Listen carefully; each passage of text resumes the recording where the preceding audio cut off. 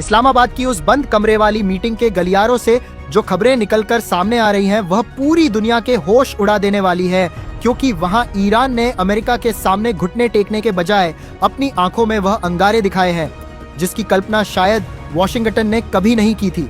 दरअसल अमेरिका ने अपनी लंबी चौड़ी शर्तों की जो फहरिस्त ईरान के प्रतिनिधियों के सामने रखी थी, उसे ईरान ने सिरे से खारिज करते हुए यह साफ कर दिया है कि अब वह दौर बीत चुका है जब धमकियों के दम पर फैसले लिए जाते थे। ईरान के तेवरों ने यह स्पष्ट कर दिया है कि अगर उसकी संप्रभुता के खिलाफ कोई भी छोटी सी साजिश रची गई या फिर से हमला करने की कोशिश हुई तो उसका जवाब इतना खौफनाक होगा कि पूरी दुनिया का नक्शा बदल सकता है। ईरान ने सिर्फ अमेरिका को ही नहीं बल्कि इजराइल को भी सीधे शब्दों में चेतावनी जारी कर दी है कि अगर लेबनान की सरजमी पर दोबारा कोई हरकत हुई या वहां के मासूम लोगों पर बम बरसाए गए तो तेहरान अपनी मिसाइलों के गोदाम खाली करने में एक पल की भी देरी नहीं करेगा। यह संदेश इतना ज्यादा सख्त है कि इसमें साफ कहा गया है कि इजराइल पर इतनी मिसाइलें बरसाई जाएंगी कि वहां इंसानों का वजूद तक खतरे में पड़ जाएगा और जमीन रहने लायक नहीं बचेगी। इस्लामाबाद की इस नाकाम होती मीटिंग ने यह साबित कर दिया है कि अब शांति और बातचीत का वह दौर खत्म हो चुका है जो कभी युद्ध की शुरुआत में दिखाई देता था। अब हालात ऐसे मोड़ पर आ खड़े हुए हैं जहां सिर्फ विनाश ही विनाश नजर आ रहा है, क्योंकि दोनों ही पक्ष अपनी जिद पर अड़े हुए हैं और कोई भी पीछे हटने को तैयार नहीं है। दुनिया अब इस महाविनाशक घड़ी की तरफ बढ़ रही है जहां चीन और रूस की भूमिका सबसे अहम हो गई है। पर्दे के पीछे यह चर्चा आम है कि क्या चीन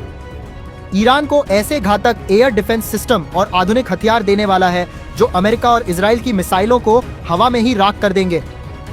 अगर रूस और चीन का साथ ईरान को इसी तरह मिलता रहा तो वह दिन दूर नहीं जब महाशक्तियों का घमंड मिट्टी में मिल जाएगा और युद्ध का परिणाम वह नहीं होगा जो पश्चिमी देश सोच रहे हैं। अभी सबसे बड़ा सस्पेंस इसी बात को लेकर बना हुआ है कि चीन के गोदामों से कौन से राज बाहर आने वाले हैं जो इस युद्ध की दिशा बदल देंगे। मुख्यधारा की मीडिया इन खबरों को दबाने की कोशिश कर रही है, लेकिन हकीकत यह है कि ईरान अब अपने उन मासूम बच्चों और बेगुनाह लोगों की मौत का बदला लेने के लिए बेताब है जिन्हें इस जंग की आग में झोंक दिया गया था। ईरान ने साफ कह दिया है कि अब कोई समझौता नहीं होगा और बदला लेने की यह आग तब तक नहीं बुझेगी जब तक वह अपने दुश्मनों को उसी दर्द का एहसास नहीं करा देता जो उसने खुद सहा है। सस्पेंस इस बात का है कि आने वाले चंद घंटों में क्या कोई ऐसा धमाका होगा जो पूरी दुनिया को हिलाकर रख देगा, क्योंकि अब जंग आर या पार की लड़ाई में तब्दील हो चुकी है और समझौते की गुंजाइश पूरी तरह खत्म हो गई है। मध्य पूर्व के इस दहकते हुए मैदान में अब जो शतरंज की बिसात बिछी है उसमें ईरान ने अपनी चालें इतनी पैनी कर दी है कि अमेरिका और उसके सहयोगियों के लिए आगे का रास्ता कांटों भरा हो गया है। इस्लामाबाद में जो कुछ भी हुआ उसने यह साफ कर दिया कि ईरान के पास अब खोने के लिए कुछ नहीं बचा है और वह मरने मारने पर उतारू हो चुका है। अमेरिका को लग रहा था कि प्रतिबंधों और दबाव के जरिए वह ईरान को अपनी शर्तें मनवा लेगा, लेकिन वहां की मेज पर बैठे अधिकारियों ने जो जवाब दिया उसने अमेरिकी कूटनीति की जड़ों को हिलाकर रख दिया है। ईरान ने दो टूक कह दिया है कि वह अपनी सुरक्षा के साथ रत्ती भर भी समझौता नहीं करेगा और अगर अमेरिका ने अपनी पुरानी हरकतों को नहीं रोका तो उसे ऐसे अंजाम भुगतने होंगे जिसका जिक्र इतिहास की किताबों में भी नहीं मिलता। सबसे ज्यादा खलबली इजराइल के खेमे में मची हुई है, क्योंकि ईरान की मिसाइलों का रुख अब सीधे तौर पर उनके शहरों की तरफ हो चुका है। लेबनान को लेकर जो धमकी दी गई है वह महज एक जुमला नहीं है, बल्कि उसके पीछे की तैयारी इतनी भयानक है कि अगर एक बार ट्रिगर दब गया तो आसमान से सिर्फ आग बरसेगी और उस आग को बुझाने की ताकत किसी भी एयर डिफेंस सिस्टम में नहीं होगी। पूरी दुनिया यह देख रही है कि कैसे एक छोटा सा देश महाशक्तियों की आंखों में आंखें डालकर बात कर रहा है, लेकिन इसके पीछे की असली वजह बीजिंग और मॉस्को से मिल रहा वह गुप्त समर्थन है जो ईरान के हौसलों को फौलाद बना रहा है। चर्चाएं तो यह भी हैं कि चीन ने अपने सबसे आधुनिक जैमर्स और रडार सिस्टम ईरान की सरहदों पर तैनात करने की अनुमति दे दी है, जिससे अमेरिकी लड़ाकू विमानों का रडार पर आना भी नामुमकिन हो जाएगा। अगर ऐसा होता है तो युद्ध का संतुलन पूरी तरह से ईरान के पक्ष में झुक जाएगा और फिर अमेरिका के लिए अपनी साख बचाना मुश्किल हो जाएगा। शांति की जो उम्मीदें इस्लामाबाद से लगाई जा रही थी वह अब मलबे के ढेर में बदल चुकी है, क्योंकि विश्वास की दीवार इतनी ऊंची हो गई है कि उसे पार करना अब किसी के बस की बात नहीं रही। ईरान का गुस्सा सिर्फ सैन्य नहीं है बल्कि वह भावनात्मक भी है, क्योंकि उसने अपनी धरती पर बहते खून का हिसाब चुकता करने की कसम खाई है। वह हर उस आंसू का बदला लेना चाहता है जो उसके नागरिकों की आंखों से गिरा था, और इसके लिए वह दुनिया के सबसे बड़े युद्ध में कूदने के लिए तैयार है। सस्पेंस अब इस बात पर है कि क्या चीन खुलकर मैदान में आएगा या फिर पर्दे के पीछे से ईरान को वह घातक हथियार सप्लाई करेगा जो इजराइल के आयरन डोम को भी बेकार कर देंगे। आने वाले दिनों में यह टकराव और भी ज्यादा हिंसक होने वाला है, क्योंकि अब बात सिर्फ जमीन की नहीं बल्कि वजूद की लड़ाई बन चुकी है।